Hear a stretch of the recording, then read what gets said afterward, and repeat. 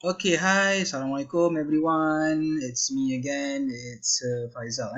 Okay, so today I'm going to continue with you a writing lesson for section A. Sorry about the quality of the camera because I'm using my laptop, so it's quite an old laptop, so the camera is not quite good, but you can still see my face down there, down the slide. Okay, so a little bit about this writing lesson. So this writing lesson will be very short. Okay, this is just a guideline. I'm sure everyone has actually know how to write essay for section A, but this is just as a reminder. Okay, so I hope this will help you further in guiding you on writing lesson, especially for section A, and try to score for section A. Okay, so we will start, right? Alright, so how to start writing? So actually writing is simple and easy if you make it easy. It depends on yourself actually. Okay, so there are 4 steps to start writing. The first step is to read and understand the question. Okay, so this is quite simple actually. Okay, however, there will be certain problems where students normally do not actually understand the whole question, or they will have difficulties in understanding certain vocabularies. So before you start writing, because this is just an exercise, perhaps because at the moment, okay, you can use dictionary, you can use handphone, you can use the internet to find vocabularies. So it is quite easy for you actually to find the meaning of the question. Next, for number 2, please underline useful words or sentences from the question. Okay, sometimes just reading the question, you can get important information, and the same information you can use in writing your introduction later on. Okay, step number 3 is to look below the question paper and decide the format. Normally students have this kind of problem where they don't actually remember the format. So in order for them to remember the format, don't worry, because the question setter normally remind our students that the format will actually be below the question paper. So number 4 is to organize the main ideas. Okay, and the main ideas are given. Normally there will be 12 main ideas given. Okay, and there will be certain HOTS question. That one is normal. And every year, the number of HOTS question keep on increasing. So I hope everyone is ready, right? Yes, forgive that. That is my son's voice. He's quite excited. Okay, so yes, and he is singing right now.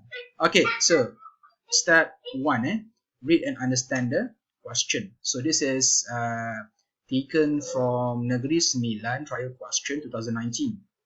Okay, so as you can see, this is the question. Okay, I'm sure everyone can see. So during the last school holidays, you attended a workshop on how to be a good Samaritan. Your teacher has asked you to write an article for your school bulletin. So based on this question, try to understand the meaning of the question. So actually it means, okay, you had actually attended a workshop before on how to be a good Samaritan. Okay, so I'm sure everyone do not quite understand what it means by the word Samaritan. So the meaning of the word Samaritan or a good Samaritan can be defined as a good citizen.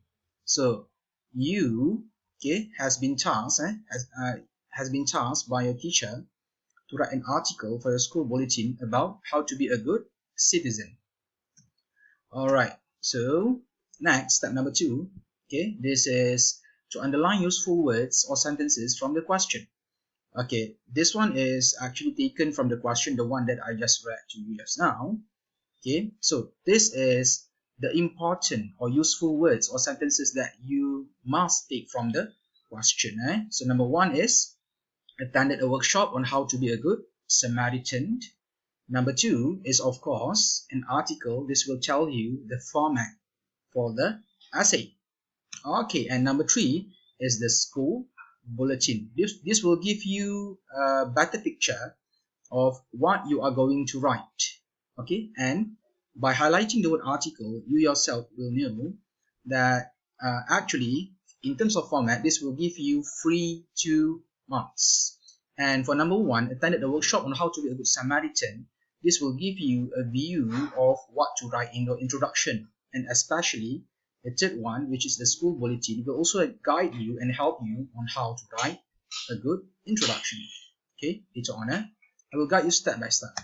Okay, so step 3, to decide the format, like what I mentioned before, as you can see in the question paper, okay, the format has been highlighted actually for you. So yes, but just in case if you do not notice it, so what is the format? Normally the format of the essay will be given below the question paper. So what does it mean by the format of the essay will be given below the question paper? Look very carefully. Okay, so this is taken again from Negeri Sembilan trial paper. Don't worry, I'll provide the link later so you can download the question paper. Okay, this is Negeri Sembilan trial question paper 2019, last year trial question. Okay, so as you can see below the question paper, there are, yes, that one suits as a reminder. Okay, so when writing the article, you must, as you can see, it is mentioned the word article there very clearly, the word article. Okay, so this will be as a reminder, again as a reminder for the format. Okay, you must notice this one because this is a free 2 marks. Okay, so next one, next one. All right, so as you can see, yes, and forgive that is my son. Okay, so the format has been circled for you. And okay, the next one, what are the format? The first one, F1. F1 means format 1. Format 1 is you have to write the title of the article. So you yourself has to give the title of the article. Okay, so it's a school bulletin. Of course, your title of the article must relate to school. And also, remember the previous one in step number 2, I had mentioned before about a good Samaritan. So your school bulletin will be about how to be a good Samaritan. Yes, thank you, Fakir. So this is right the title. The first F1 is right the title. Okay, next is F2. F2, whereas you have to write your name. So F2 stands for format 2. Format 2 is for you to write your name. Okay, your name there, meaning that below the title, you have to provide written by, and then provide your full name. Okay, so next we will continue with step number 4. So step number 4 is for you to organize the main ideas. Okay, so how can we know how many main ideas that we have in an essay? It's actually very simple. For information, there are 12 main ideas or contents given for every section A question. Okay, and then you have to label, okay, label what? Label from C1 to C12 in the question paper. And by doing so, you will know how to arrange your main ideas later when you are writing essay. So the sequence of your main ideas is up to you. It depends on you whether you want to arrange the which one to be the C1, which one to be the C2 until up to C12. So happy arranging. Okay, and then you will also receive HOTS question. HOTS stands for higher order thinking skill. So this one you have to provide your own ideas, opinions, or recommendation. Okay, this is an example of the main ideas normally provided in the question paper. And by the way, this is in an article. As you can see, there are 12 dots, if I'm not mistaken. 1, 2, 3, 4, 5, 6, 7, 8, 9, 10, 11, 12, 13. Okay, so just now I mentioned 12 main ideas. So how come for an article there are 13 main ideas? Remember, for format, okay, in terms of format for writing an article, there are only 2 marks. So in order to complete another 13 marks, so by right for an article, there are 13 main ideas. And HOTS question there. So this is what I mean by arranging. So I have arranged C1 until C3. Okay, the rest of the content, C stands for content. The rest of the content, you can arrange yourself. Okay, yes.